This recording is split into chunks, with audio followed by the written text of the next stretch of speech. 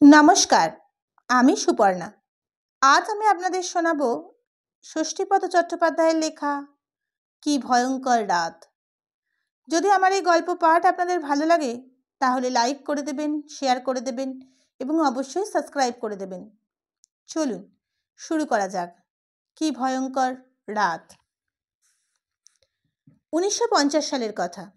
আমরা 3 বন্ধুতে জুনপুট বেড়াতে গেছি। তখন এখনকার মতো এমন যাতায়াতের সুবিধা ছিল না।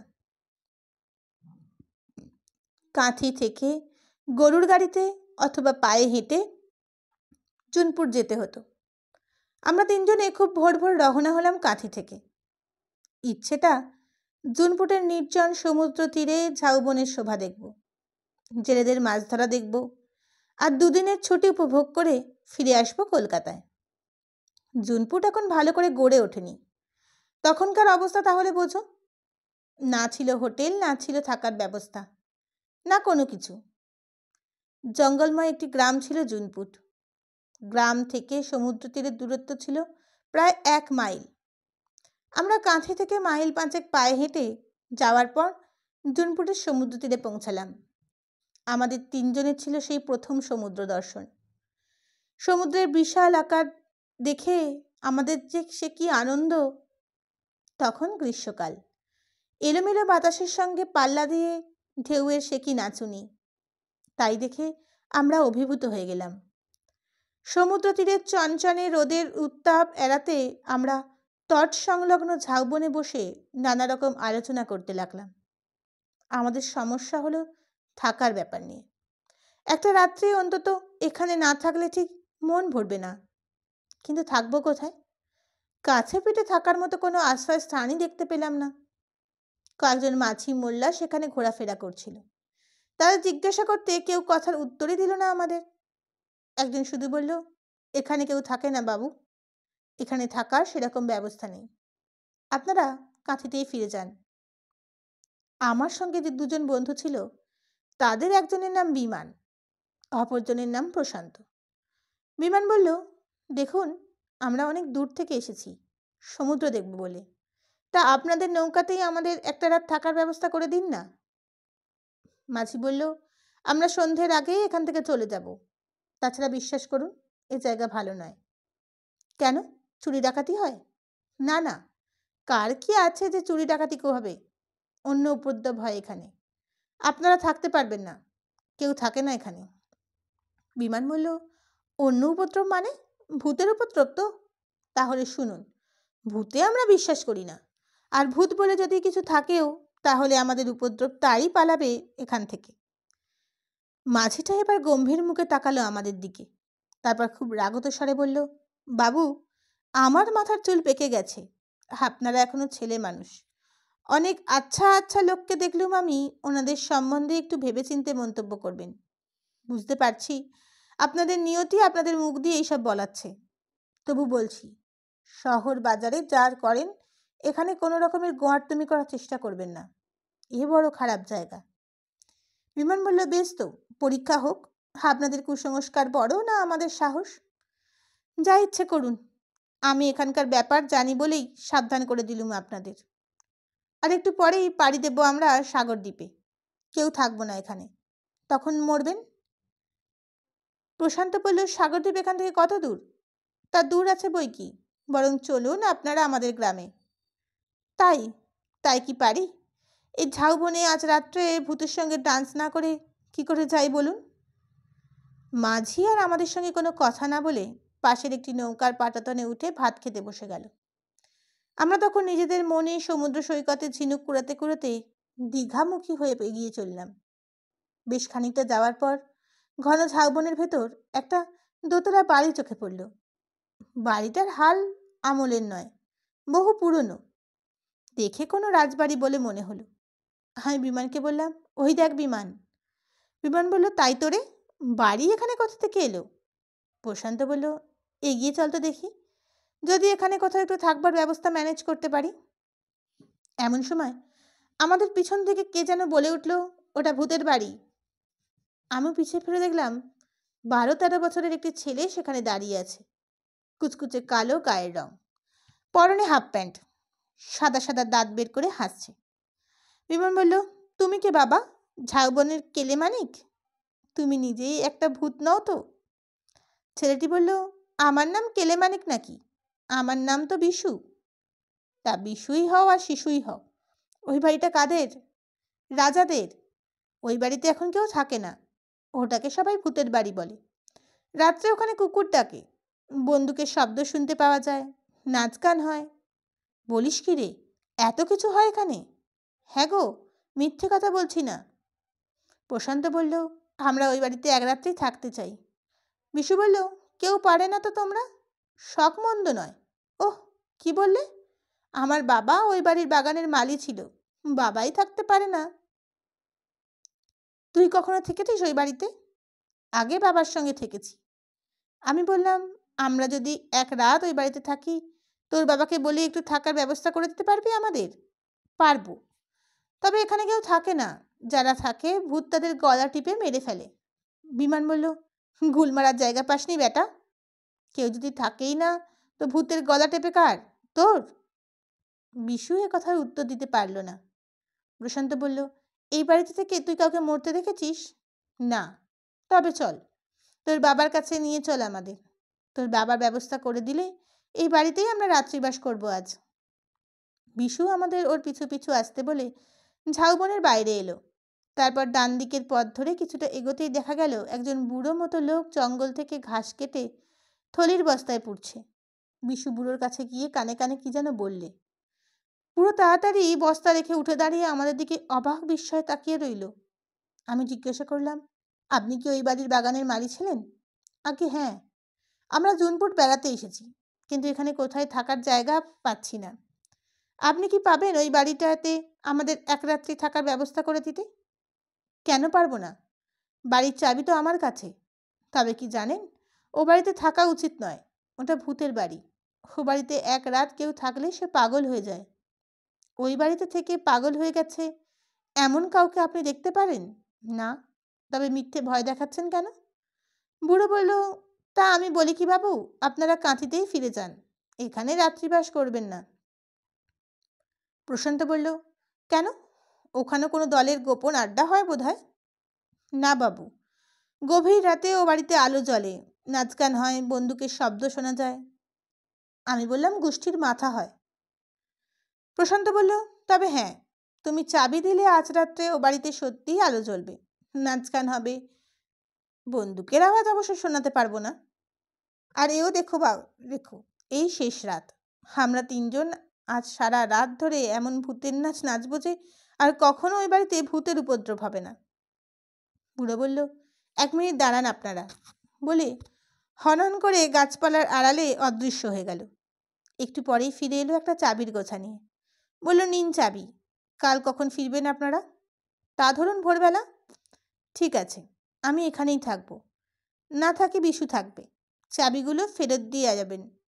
আর একটা কথা, ঘরের জিনিসপত্র দয়া করে হাত দেবেন না, বাগানের ফুল ছিঁড়বেন না। আমি বললাম, না না, ওসব কিছু করবো না আমরা।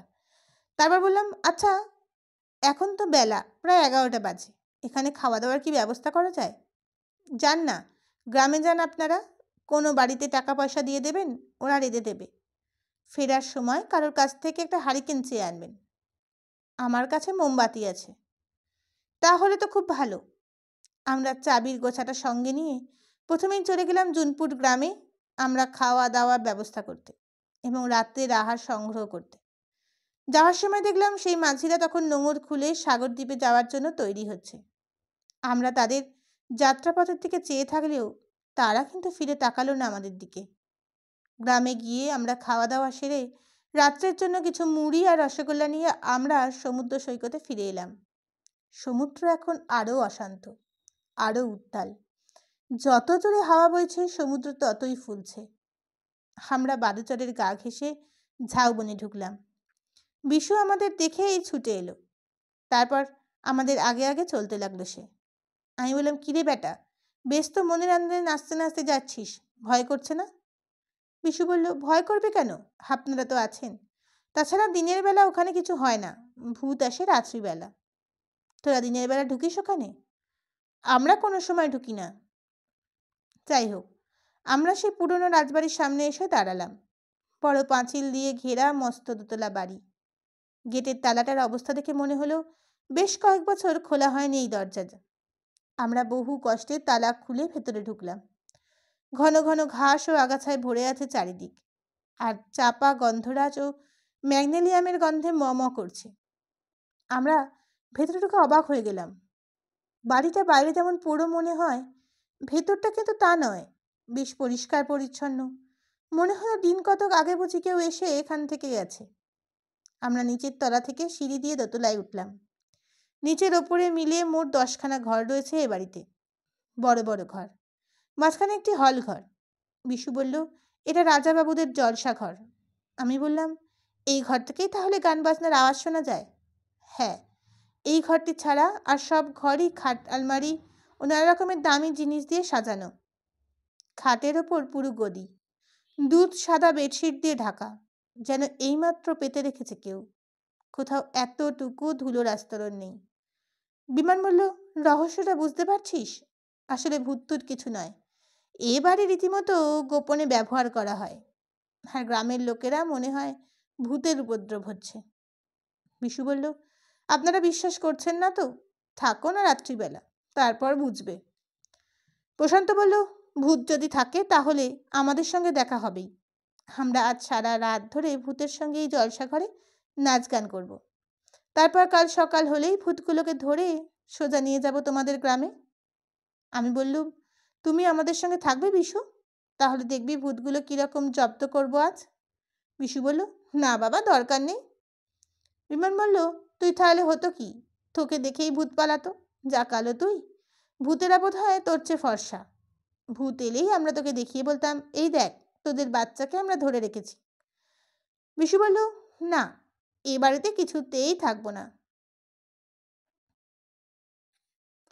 আমরা খাবারগুলো ঘরের ভেতর রেখে ওয়াটার বটলটা দেওয়ালে হুকে ঝুলিয়ে আবার চললাম সমুদ্র তীরে। কেননা সন্ধে হতে এখনো অনেক দেরি। কি করব অতক্ষণ ওই বাড়িতে চুপচাপ বসে থেকে? বিশেষ করে সারা রাত যখন ওই বাড়িতে থাকতেই হবে আমাদের। তার চেয়ে সি বিচে গিয়ে একটু ঘুরে বেড়ালে সমুদ্র অনেক নতুন নতুন রূপ দেখতে পাবো। ঝাউবনে ঝাউয়ের হাহাকার শুনতে পারবো। আসলে সমুদ্র দর্শনের জন্যই তো আমাদের এখানে আসা। সমুদ্র এখন ভাটার টান। জল যত সরে যাচ্ছে ততই বিভিন্ন রকমের ঝিনুকের খোলার বহর দেখা যাচ্ছে। আমরা কাড়াকাড়ি করে সেই সব ঝিনুক কুড়োতে লাগলাম। এমন সময় দেখি আমাদের অদূরে সেই নির্জন বালুচরে একজন সুন্দরী মহিলা নিজের মনেই ঝিনুক কুড়িয়ে চলেছেন। দেখে বেশ বড় ঘরের বউ বলেই মনে হলো। এই মহিলা এখানে এলেন কোত্থেকে? হঠাৎ ঝাউবনের ভেতর থেকে এক স্মার্ট যুবক বেরিয়ে আসতে দেখলাম। তিনি আমাদের দেখে দূর থেকে বললেন, এই যে ভাইয়ারা, শুনছেন? যাক, মহিলা তাহলে একা নন। আমরা তাদের দিকে এগিয়ে গেলাম। যুবক আমাদের দিকে তাকিয়ে সাহস্যে বললেন, আপনারা কি তারাই নাকি মশাই? কারা? মনে যার নাকি এই ভূতের বাড়িতে রাত কাটাতে চান? আগে হ্যাঁ। আপনারা কি সত্যি ওই বাড়িতে থাকবেন? তাছাড়া উপায় কি বলুন? এখানে সমুদ্রের ধারে ওই বাড়িটা ছাড়া আর তো রাত্রিবাসের উপযোগী কিছু দেখছি না। এখন গ্রীষ্মকাল, ইচ্ছা করলে আমরা এই ঝাউবনে বা বাড়ির চরে রাত কাটাতে পারতাম। তবে ভয়টা তো ভূতের নয়। ধরুন যদি সাপে কামড়ায়, সাপকে ভয় করি, তাই সাহসে ভর করে ওই বাড়িতে রাত কাটাবো আমরা। তাছাড়া এও একটা অ্যাডভেঞ্চার। ভূতের গল্প অনেক শুনেছি, কিন্তু ভূতকে চাক্ষুষ কখনো দেখিনি, তাই জেদের বসে থাকছি ওই বাড়িতে। ভূত যদি থাকে এই সুযোগে তার দেখা পেয়ে যাব। যুবক উৎসাহিত বললেন, তাহলে ভাই একটা কথা বলবো। বলুন। আজ রাত্রেও ওই বাড়িতে আমাদেরকেও আপনাদের সঙ্গী করে নেবেন? সে কি, ভয় করবে না আপনাদের? আমরা দুজনে হলে ভয় করত, কিন্তু আপনারা যখন আছেন তখন ভয় কি? আমরা সঙ্গে সঙ্গে রাজি হয়ে গেলাম। বললাম, দেখুন, যত সাহসে ভয় করে থাকি না কেন, তবু আমরা তিনজন। আপনাদের পেয়ে আমাদেরও বুকে বল এলো। আর কিছুই না হোক, সারা রাত গল্প করেও তো কাটাতে পারবো। যুবক অদূরে ঝিনুক কুড়োতে ব্যস্ত থাকা মহিলাকে ডাকলেন, সাথী, একবার শুনে যাও। মহিলা এক কচর ঝিনুক নিয়ে এগিয়ে এলেন। এরাই সেই তিনজন যারা ওই বাড়িতে রাত্রিবাস করতে যাচ্ছেন। আমি এদের রাজি করিয়েছি আমাদের সঙ্গে নিতে। মহিলা খুব খুশি হয়ে বললেন, অজস্র ধন্যবাদ। আমি বললাম, আপনার ভয় করবে না? না ভাই, অত আমার ভূতের ভয় নেই। বিশেষ করে আপনাদের মতো ভাইদের সঙ্গে পেলে আমি 1 রাত কেন 10 রাতও বাড়িতে কাটাতে পারি। আমি বললাম, খুব ভালো হলো। আমরা অবশ্য কাল সকালেই কাঁথি চলে যাব, কিন্তু আমরা যে ওই বাড়িতে রাত্রিবাস করে যাচ্ছি এ কথা কে বলল আপনাদের? সবাই বলছে। সবাই জেনে গেছে আপনারা আজ ওই বাড়ির অতিথি। এমন সময় বিশু এলো ছুটতে ছুটতে। আমি বলেছি গো। অদূরে মালিবুড়োকেও দেখা গেল। মালিবুড়ো ঘাসে বোঝা মাথায় নিয়ে কাছে এসে বলল, এই তো এনাদের সঙ্গে দেখা হয়ে গেছে দেখছি। তা ভালোই হয়েছে, দল বেঁধে থাকুন। তবে আমি এখনো বলছি, যা করছেন ঠিক করছেন না। সূর্য তখন অস্ত গেল। মালিবুড়ো বলল, যান, একান্তই যাবেন যখন তখন এই বেলা চলে যান, আর দেরি করবেন না। বিশু হঠাৎ বলল, বাবা আমি যাব ওদের সঙ্গে? মালিবুড়ো লাফিয়ে উঠল, খবরদার, ওই বাড়িতে কেউ যায়? তুই যদি যাস তো আমায় যেতে আপত্তি কি? বিমান হঠাৎ ধরে বসলো, আচ্ছা কেন আপনারা অহেতুক ভয় পেয়ে এত ভীত হচ্ছেন? কবে কি হয়েছে তা কে জানে? আমরা এতজন যখন যাচ্ছি তখন ভয় কি? আমাদের সঙ্গে একজন মহিলা রয়েছেন, তিনি ভয় পাচ্ছেন না আর আপনি ভয়ে অস্থির হয়ে যাচ্ছেন? আপনি নিজে 1 রাত থেকেই দেখুন না, তাহলে প্রমাণ হয়ে যাবে ভূত আছে কি নেই। কিন্তু বাবু, ওই বাড়ির ভেতর থেকে গান বাজনার আওয়াজ আমি নিজের কানে শুনেছি। একটা কুকুর কি সাংঘাতিক রকমের চিৎকার করে ডেকে ওঠে। রাতের অন্ধকারে ওই বাড়ির ভেতর আলো চলে। সেই জন্যই তো বলছি, আজ রাত্রিরে আমার সঙ্গে থেকে আপনি নিজের চোখেই দেখে আসবেন ওখানে কি কি হয় না হয়। মালিপুরও একটু ভেবে বলল, আবার ওই বাড়িতে আপনারা আমাদের ঢোকাবেন? ঠিক আছে, আপনারা যান, আমরা খাওয়া দাওয়া সেরে রাত্রে শোয়ার সময় যাব। যাক, পথে এসেছেন দেখছি। ভূত থাকলেও ভূত আপনাদের কি করবে এটা শুনি? গলা টিপে মেরে ফেলবে এই তো? যদি মেরেই ফেলে তাতেই বা হয়েছেটা কি? বলি, বয়স তো যথেষ্ট হয়েছে, আর কতদিন বাঁচবেন? মালিবুড়া বলল, যান, তাড়াতাড়ি যান, ফটকটা খোলা রাখবেন, আমরা সময় মতো যাব। মালিবুড়োকে বিদায় দিয়ে আমরা 5 জনে ঝাউবনের ভেতর সেই পোড়ো বাড়িতে এসে ঢুকলাম। সঙ্গে টর্চ ছিল। টর্চের আলোয় পথ দেখে দোতলায় উঠে পাশাপাশি 2টো ঘর নিয়ে নিলাম আমরা। বাতি জ্বাললাম। মহিলা তো ঘর দেখে দারুণ খুশি। এমন চমৎকার ঘর, খাট বিছানা, রাজবাড়ি একটা। এরা বলে কিনা ভূতের বাড়ি। আমার তো মনে হচ্ছে সারা জীবন এইখানেই থেকে যাই। আমি বললাম, সত্যি, কি সংস্কার বলুন তো মানুষের। এরপর আমরা গোটা বাড়িটা দাপিয়ে বেড়ালাম প্রায়। তারপর সিঁড়ির দরজা খুলে সবাই মিলে ছাদে উঠলাম। আহ, কি শান্তি! মাথার ওপর নক্ষত্র খচিত কালো আকাশ। আমি রাতের নীরবতা ভেঙে হঠাৎ চেঁচিয়ে বললাম, ভূত বাবাজি, আমরা আজ রাত্রে আপনাদের অতিথি, আপনারা কোথায়? মহিলা খিলখিল করে হেসে জোরে উত্তর দিলেন, সাড়া দেব না। আমি হাসতে হাসতে চেঁচিয়ে বললাম, তা বললে কি হয়, বলুন না কোথায়? মহিলা হেসে লুটোপুটি খেতে খেতেই উত্তর দিলেন, আমি এখানে, আপনাদের সামনে। আপনার নামটা জানবেন দয়া করে? হ্যাঁ, আমার নাম সাথী। যুবকও অমনি হাসতে হাসতে বললেন, আমার নামটাও জেনে নিন, আমার নাম অরুণ কুমার। এবার আমরা সকলেই হো হো করে হেসে গড়িয়ে পড়লাম। আমি বললাম, যাক, আজ রাত্রে আমরাই তাহলে ভূতের ভূমিকায় অভিনয় করব। যুবক অর্থাৎ অরুণ কুমার বললেন, সত্যি আপনাদের পেয়ে যে কি ভালো লাগছে আমাদের, না হলে আমরা দুজন তো হাঁপিয়ে উঠছিলাম। সাথীদি বললেন, চলুন, বেশি রাত করে লাভ নেই, খাওয়া দাওয়াটা সেরে নেওয়া যাক। আমাদের টিফিন ক্যারিয়ারে ভর্তি লুচি আর মাংস আছে, আমরা মুড়ি মিষ্টি নিয়ে এসেছি। সাথীদি ঠোঁট উল্টে বললেন, এরাম মুড়ি কে খাবে? মুড়ি আমি খেতে পারি না, তার চেয়ে মিষ্টিগুলো বরং কাজে লাগান। আপনারা বসুন, আমি টিফিন ক্যারিয়ারটা নিয়ে আসছি। আমি বললাম, না সাথীদি, একলা যাবেন না, কাউকে সঙ্গে নিয়ে যান। প্রশান্ত, তুই বরং যা। কোনো দরকার নেই, এত ভূতের ভয় করি না আমি। তা বলছিলাম কি, আপনার সঙ্গে জলখাবার আছে তো? আছে, আমাদের ঘরের দেওয়ালে ঢুকে ওয়াটার বোতলটা ঝুলিয়ে রেখে এসেছি। সাথীদি সিঁড়ির দরজার কাছে যেতেই আমি আবার বাধা দিলাম, শুনুন, একলা যাবেন না কিন্তু। সাথীদি হেসে বলল, আমি একলাই যাব। আমি অরুণদাবাবুকে বললাম, দাদা, ওর কথা শুনবেন না, আপনি বরং ওর সঙ্গে যান, বলা যায় না তো, যদি কিছু দেখে ভয় টয় পান। অরুণবাবু বললেন, ঠিক, বলে সাথীদির সঙ্গে গেলেন। একটু পরেই সব কিছু নিয়ে ওরা ওপরে উঠে এলেন। ওরা তারপর ছাদে বসে বেশ জুত করে লুচি, মাংস আর রসগোল্লা খেলাম। খেয়ে জল টল খেয়ে ঘড়ি দেখলাম রাত 12টা। সাথীদি বলল, আর ছাদে নয়, এবার নিচে চলুন। ওহ, কি আনন্দে দিন আজ! আমরা চোখে তো একটু ঘুম আসছে না। চলুন, এবার আমরাই সারা রাত ধরে গান গেয়ে চেঁচিয়ে হল্লা করে ভূতের উপদ্রব করি। এমন উপদ্রব করব যে ভূত বলে যদি কিছু থাকেও তারাও ভয় পালাবে। বুমান বলল, ঠিক কথা। আমরা যেই উঠতে যাব অমনি কোথা থেকে একটা কেঁদো কুকুর এসে হাজির হলো সেখানে। সাথীদি লাফিয়ে উঠল, ওমা, এ কি! এখানে কুকুর এলো কোথা থেকে? কুকুরটা তখন সাথীদির পায়ের কাছে এসে লুটোপুটি খেতে লাগলো।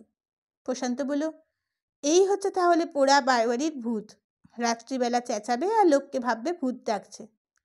কুকুরটা এবার সাথীদিকে ছেড়ে আমাদের এঁটো পাতাগুলোর ওপর লাফিয়ে পড়ল। তারপর কড়মড় করে মাংসের হাড়গুলো খেতে লাগলো চিবিয়ে। আমরা কুকুরটাকে ছাদে রেখে এই সিঁড়ির দরজা বন্ধ করে নেমে এলাম। নেমে এসে দেখি আমাদের ঘরের পাশে মালি বুড়ো আর বিশু চুপচাপ বসে আছে। সাথীদি বললেন, এই তোমরা এখানে কেন? যাও নিচের ঘরে যাও, এখানে আমরা শোবো, হল্লা করব, সারা রাত ঘুমোতে পারবে না তোমরা। আমি মালি বুড়োকে বললাম, হ্যাঁ, সাথীদি ঠিকই বলছে, তোমরা নিচের ঘরেই যাও, নইলে আমাদের দাপাদাপিতে তোমরা অস্থির হয়ে উঠবে। তারপর বিশুকে বললাম, কিরে বেটা, কেমন বুঝছিস? বিশু এসে বলল, আপনারা শহরের লোক, সাহস আছে আপনাদের। যা, এবার নিচের ঘরে গিয়ে আরাম করে ঘুমোকে যা, ভয় পেলে ডাকিস। মালিবুড়ো হঠাৎ বলল, জলসাঘরের দরজা খুলল কে? আমরা খুলেছি, ওটা এক্ষুনি বন্ধ করে দিন। সাথীদি বলল, থাক না খোলা, আজ রাতে আমরাই যদি এখানে গান বাজনা করি। মালিবুড়ো সাথীদির কথায় উত্তর না দিয়ে বলল, এই ঘর অভিশপ্ত, এই ঘরের দরজা খুলবেন না, কোনো রকম রাত কাটিয়ে চলে যান এখান থেকে। আমি বললাম, না, আজ আর কোনো ঘরই বন্ধ নয়, সব ঘরের দরজাই খুলে দেব আমরা। এই বাড়ির অভিশাপ আজ আমরাই কাটাবই। আপনারা এখানে থাকতে দেওয়াটা আমার ভুল হয়েছিল। ঠিক আছে, যা ভোজন করুন, বলে মালিকুড়ো বিশুকে নিয়ে চলে গেল। ওরা চলে গেলে আমরা কেউ আর শোয়ার ঘরে না ঢুকে জলসা ঘরে ঢুকলাম।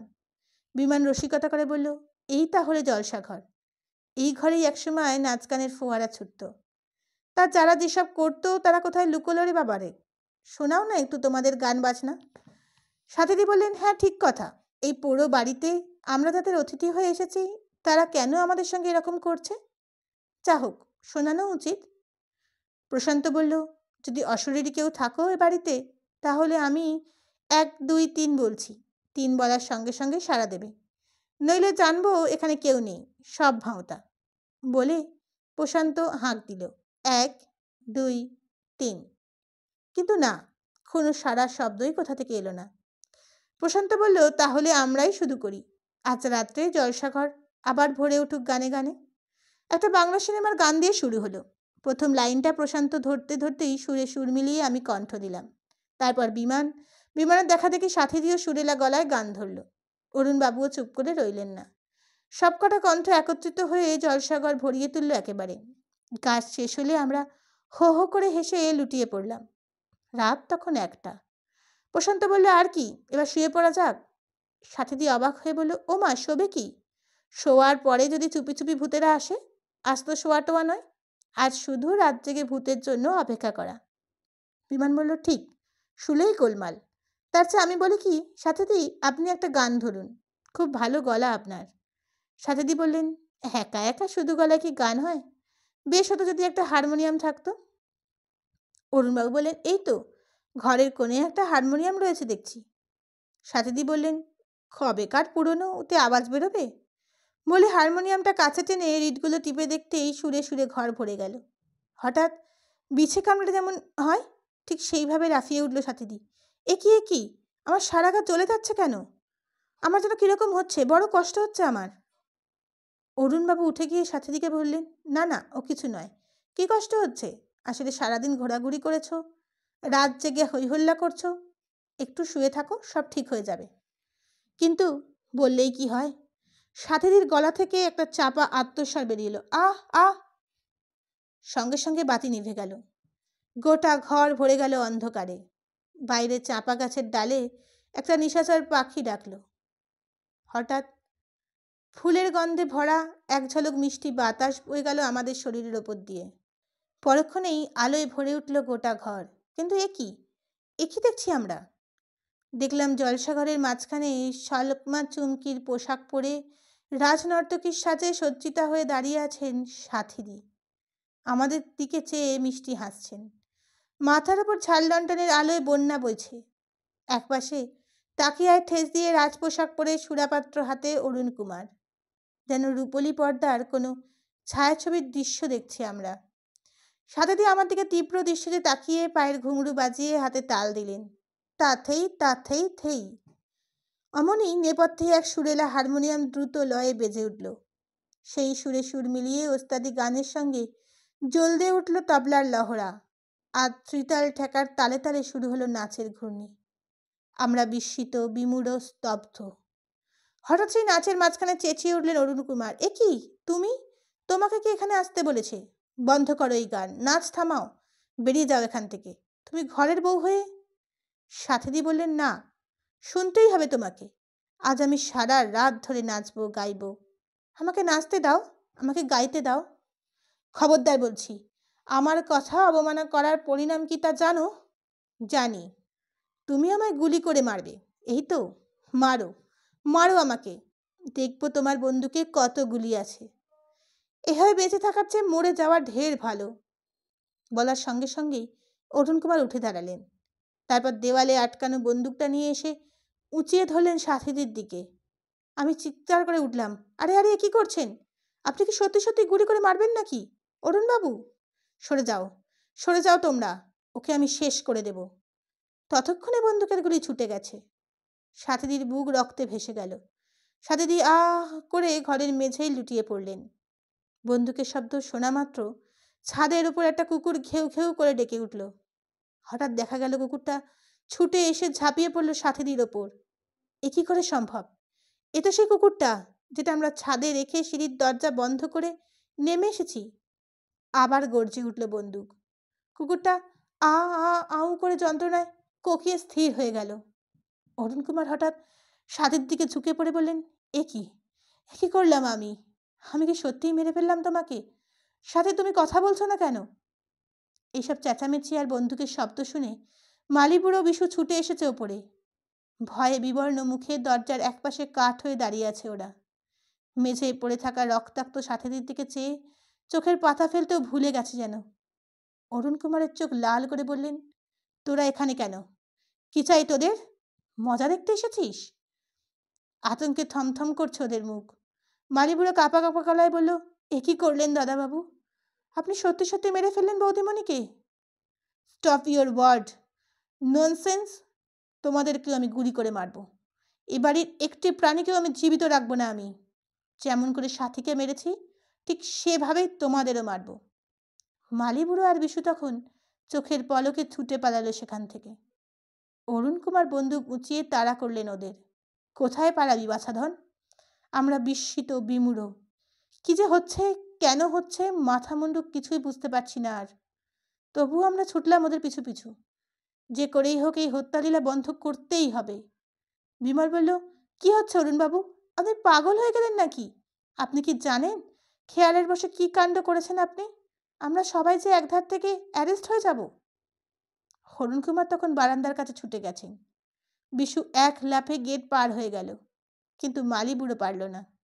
যেই না গেটের কাছে আসা অমনি ওপর থেকে শব্দ হলো গুরুম। মালিবুড়োর দেহটা ছিটকে পড়লো একটা ম্যাগনেলিয়াম গাছের কাছে। কে জানে, হয়তো এই গাছটা মালিবুড়োর একদিন যত্ন করে বসিয়েছিল নিজে হাতে। অরুণ কুমার এবার তরতরিয়ে সিঁড়ি বেয়ে নিচে নামলেন। আমরাও নামলাম ওর পিছু পিছু। অরুণ কুমার গেট পেরিয়ে ছুটে গেলেন ঝাউবনের দিকে। আমরাও ছুটছি। ওই তো বিশু, সেও ছুটছে প্রাণের দায়ে। ওকে বাঁচাতেই হবে। অরুণ কুমার বন্দুক আবার গছড়ে উঠল। অসহায় বিশুর কাতর আর্তনাদ শোনা গেল, আ। অরুণবাবু ছুটে বিশুর কাছে গিয়ে ঝুঁকে পড়ে একবার দেখলেন ওকে। তারপর ওর বুকে একটা পা রেখে অল্প একটু চাপ দিয়ে আমাদের দিকে তাকিয়ে মৃদু হেসে বললে, শেষ হয়ে গেছে। আর একটিমাত্র গুলি অবশিষ্ট আছে, সেটা আমি নিজের জন্য রাখলাম। আপনারা ছেলে মানুষ, তার উপর আমাদের অতিথি, সেই জন্যই কিছু বললাম না। তবে ভবিষ্যতে এই বাড়িতে আর কখনো রাত্রিবাস করার চেষ্টা করবেন না। যান, চলে যান। আমরা অতি কষ্টে সেখান থেকে পালিয়ে বাঁচলাম। ভোরবেলা গ্রামে পৌঁছে শুনলাম গতকাল আমরা বিশু, মালিবুড়ো, সাথী লেখা অরুণবাবুর নামে যাদের দেখেছি তারা কেউ জীবিত নয়। 1930 সালের এক ভয়ঙ্কর রাতে কি এক অজ্ঞাত কারণে ওরা নাকি ওইভাবেই মারা গিয়েছিল।